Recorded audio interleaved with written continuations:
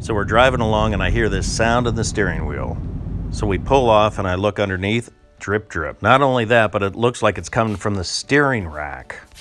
When I take a look at the steering fluid reservoir, I can see all the way to the bottom. So we got to figure out where is this leak coming from. We'll clean all this fluid up.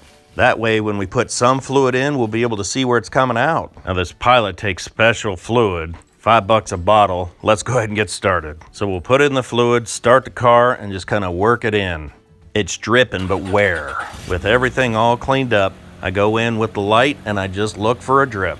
And I'm hoping it's not that high pressure line that goes across the rack and pinion. Murphy's Law, you can see it back there. That's the line that's leaking. Looks like I need to charge up the battery too. Now this is a pretty hard line to get to.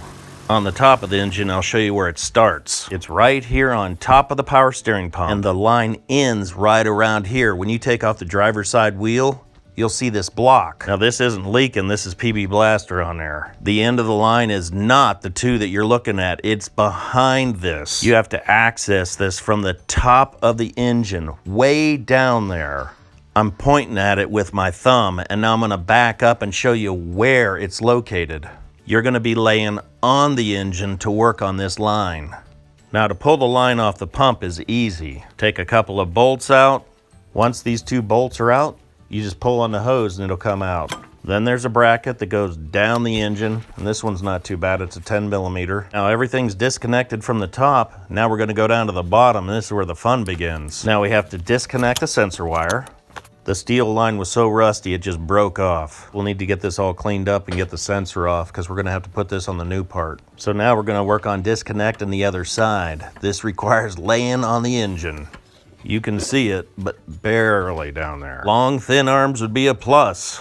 Here, I'll try to show you the location again. So we cut the steel line, hammered a socket onto it.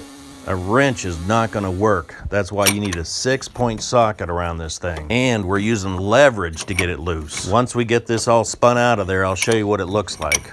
I wish I could access it from the bottom, but I can't. Without cutting the line and putting this 6-point socket on there, I can't imagine what the force it took to get it out of there. Well, here's a look at that part. So we cut it with a saw, and then we hammered this 6-point socket onto it. A line wrench would just slip. So this method worked really nice. And to get this line out, I broke it into a lot of pieces and pulled it out. This pipe is so hidden, you can barely see it, you can barely feel it.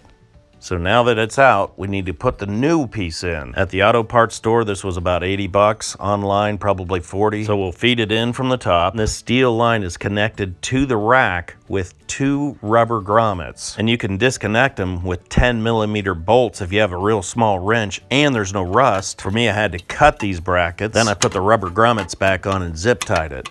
Connecting the upper hose is really easy. Just put your new O-ring on.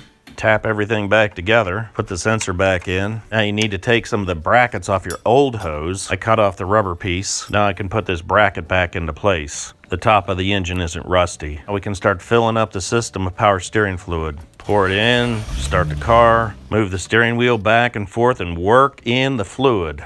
Eventually you'll work out all the air and everything will start to sound normal again. Just bring the steering wheel back and forth nice and slow. Now we can start checking everything for leaks. So everything looks nice and tight, no leaks. Replacing rusty lines is never fun. Make sure you check that fitting all the way down there. This time you can kind of see the line because it's nice and shiny. Now we can put the cap on and take it for a drive. Well, it's nice to have that power steering back. Pretty tight quarters, but it's done. Well, I really appreciate your time, and thanks for watching.